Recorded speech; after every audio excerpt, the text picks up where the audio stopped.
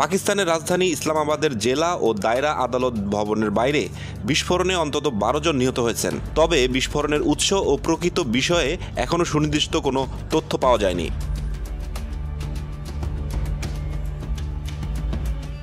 পাকিস্তানের গণমাধ্যম ডনের বরাত দিয়ে এক জ্যেষ্ঠ পুলিশ কর্মকর্তা নিহতের বিষয়টি নিশ্চিত করেছেন।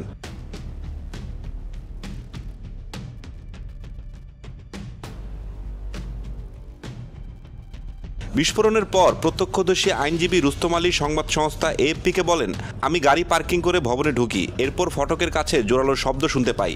আমি ফটকের সামনে 2 ব্যক্তির মরদেহ পড়ে থাকতে দেখি এবং বেশ কয়েকটি গাড়ি আগুনে পুড়তে দেখি।